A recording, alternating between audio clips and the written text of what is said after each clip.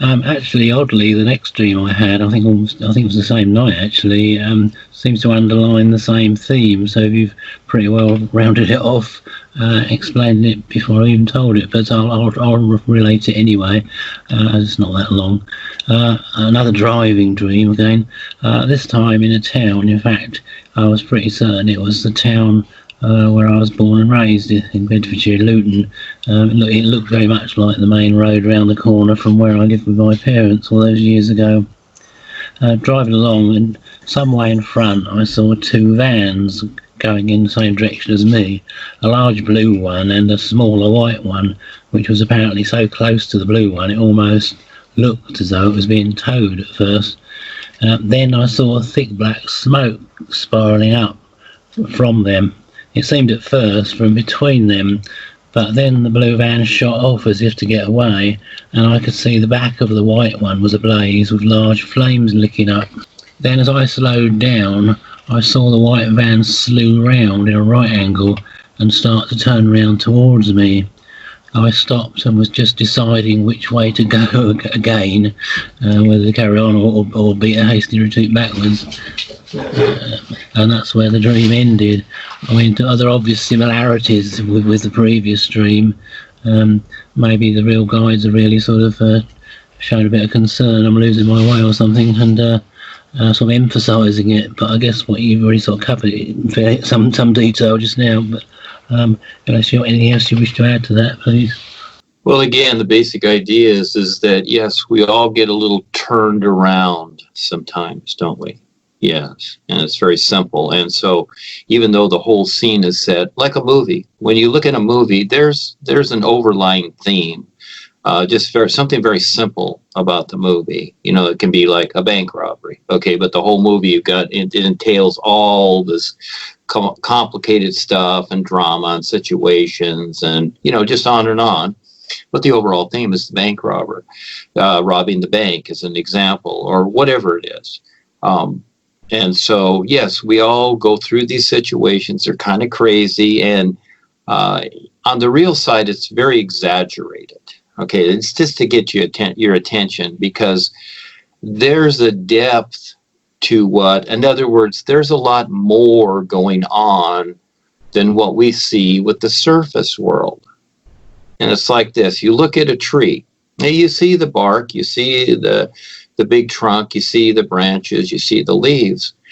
But if you were to see through it and all the cells and all that's taking place and how it's sucking up the water and the nutrients and how they're all being displaced everywhere through the tree to provide the branches and the leaves and anything else, you see the complexity of it. And so these things that we're involved in here, plus what's going on with ourselves, and all the ideas that we carry around that we think are just, you know, in other words, they're just like so-called normal, okay? But really, when they're examined, you might say under a microscope, they're all really funny. And so it's getting to this part, and we are in the forensic age to where everything is very microscopically examined, just like we have cameras all over the world, and we have voice and picture interpretations with the government and spying, all this stuff that just, you know, gets to things just very, very critically through all of it. And so your experiences are like that too. But basically overall, you know, again, you're the decider, and sometimes we get turned around by ideas, or we think, oh, this is a better idea than that. And this is what the world is chasing, is ideas. And what we're trying to do here with the new presentation is that, yes, we all utilize ideas, but we see ideas as references to something, don't we? That's really what they are. You know, it's like the God idea. Oh, I believe in God. Well, that's an idea referencing what? Okay, and again, most people don't know what their God is. So what we're providing here with the new presentation is references to this reality that is invisible and more real than what we're experiencing here, but we need to learn to recognize how that reality is. So again, that's a big challenge. But again, by the choices that we make here, and it can be just one little choice, and Zowie, you're off. You forgot about the reality life is, and you're off on some idea that sounds good, just like the people that look to the God idea. You know, more than half of the world does that, and they're just looking to an idea, not even the reality of the idea, you see. And so their belief in a God is an idea, God is an idea, and the reality of what they're looking to, well, they really don't want to see that. Most of them really don't. And if they did, they wouldn't recognize it because it's not what they think. So again, look at the situation, look at yourself, and see how sometimes things turn you around. But it's okay. You go to the next moment. Every moment is new. And you can always redecide that very moment. And you don't even have to accept any of that experience at all. You decide how you're going to see it. You know, it's just like when you're going to school.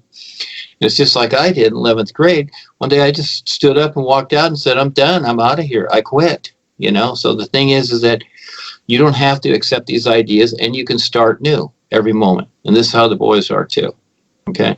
Every moment you can start new. So if you don't understand that, or you got turned around by something, you can redecide. But again, it's about your intent. And do you really want to learn to see who you really are, who you really is, and what life really is? Again, compare it with that personal life that you've created. You are the decider. So again, this is where we sometimes get turned around, because sometimes we get frustrated, we get this or that, or I'm not having the experiences I want. That's all understandable. I am there sometimes too. Actually, my frustration is that I want to do more. And I'm watching the world die, and I want to do a lot more. But then again, I need agreement too with that. And the boys do too. And this is where Paul referred to the guides as being very, very patient, because they've watched for thousands and thousands of years how people have continually, and happily destroyed themselves time after time after time. And they see the preciousness of that real awareness and how awesome it is. And it's more awesome than the sun shining.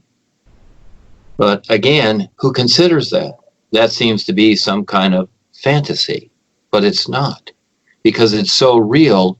It's more than any fantasy you can consider. So everyone's always okay. All they have to do is be okay. So you're fine. You're the decider. You can get turned around. But at the same time, creation and life and all this stuff that's going on is going to throw all this stuff at you to try and wake you up. That's why we're here. It's all nuts, but it's the wake up time. So anyhow, that's a lot. But anyhow, go ahead, Peter. Thank you. Right. Okay. Thank you.